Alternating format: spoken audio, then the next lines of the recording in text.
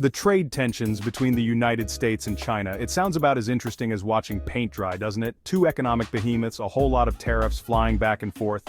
But here's the thing, this isn't just some dry, boring economic policy debate.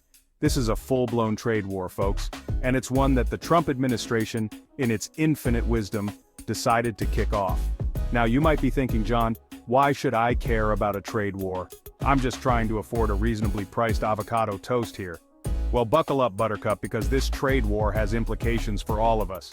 It's impacting everything from the price of your iPhone to the availability of those cute little bamboo socks you like. So today, we're diving headfirst into the chaotic, often baffling world of US-China trade relations. We're going to examine how China is maneuvering to not just survive this trade war, but potentially come out on top. Because let's be honest, when it comes to playing the long game, China makes a tortoise look like a sugar-crazed toddler. The trade tensions between the United States and China have escalated into a full-blown trade war, with both nations imposing tariffs and countermeasures. But how is China maneuvering to navigate and potentially win this economic conflict initiated during President Trump's administration? Now, one of China's more creative tactics involves turning the tables on US tech giants. We're talking Apple, Google, Amazon, the whole Silicon Valley gang. These companies hold a lot of sway in Washington, and China knows it. So they start poking around those tech giants operating within their borders. Suddenly, antitrust investigations are popping up faster than Starbucks in a gentrifying neighborhood. Nvidia, Qualcomm, even Google, none are safe from Chinese regulators. In international trade, there are no coincidences, only calculated moves on a geopolitical chessboard. These investigations send a message. It's China's way of saying, hey America, we've got leverage too. And you know what? It just might work. When it comes to trade wars, tariffs are the weapon of choice. They're the economic equivalent of throwing a tantrum in a grocery store, except instead of screaming for sugary cereal, countries are slapping taxes on each other's goods. China isn't just taking America's tariff punches, they're hitting back with tariffs on key US industries like agriculture and manufacturing. Soybeans, pork, automobiles, all things that make America, well, America. China knows hitting America in the heartland and factories gets attention.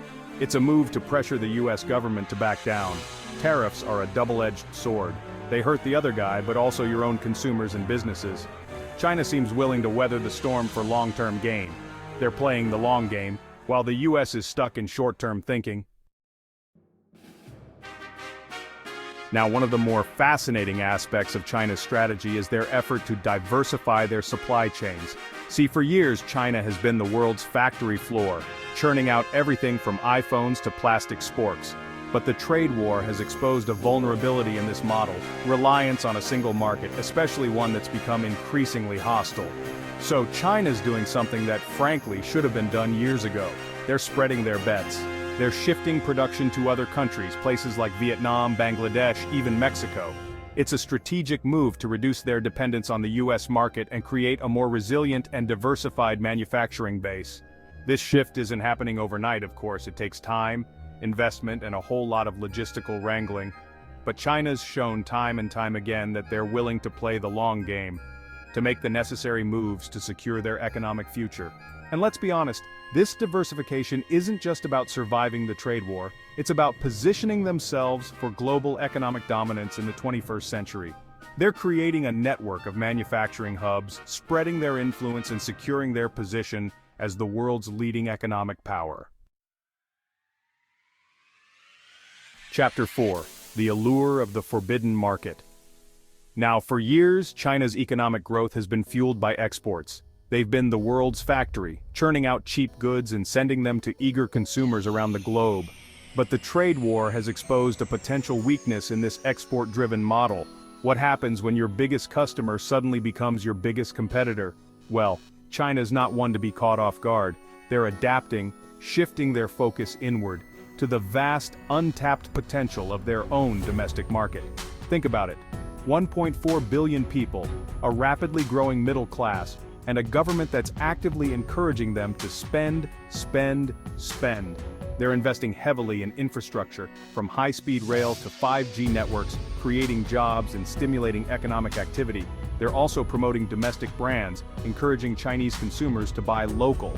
It's a classic case of if you want something done right, do it yourself, but on a massive economy-altering scale. This shift towards domestic consumption isn't just about weathering the trade war, it's about creating a more sustainable and balanced economic model. It's about reducing their reliance on exports and creating a more self-sufficient economy, one that's less vulnerable to the whims of global markets and the protectionist policies of other countries. Chapter 5. Now, one of the most intriguing aspects of China's response to the trade war is their diplomatic offensive. See, while the United States has been busy alienating allies and starting trade disputes left and right, China's been quietly but effectively strengthening ties with countries around the world. They're signing trade deals, investing in infrastructure projects, and generally making themselves indispensable to nations hungry for economic partnerships. It's a classic case of the enemy of my enemy is my friend, but with a distinctly Chinese twist. Take, for example, the Regional Comprehensive Economic Partnership, or RCEP. It's a massive trade deal that includes China, Japan, South Korea, and a whole bunch of Southeast Asian countries. It's the world's largest trading bloc, and it just so happens to exclude the United States, or consider China's Belt and Road Initiative, a trillion-dollar infrastructure project that's building roads, railways, and ports across Asia, Africa, and Europe. It's a modern-day Silk Road, designed to connect China to the rest of the world and cement its position as a global economic superpower. These diplomatic and economic maneuvers are all part of China's long-term strategy to create a world where they're not just a major player, but the major player. Chapter 6. Now, let's talk about rare earth elements. No, they're not magical ingredients for a potion that grants economic dominance, though they might as well be.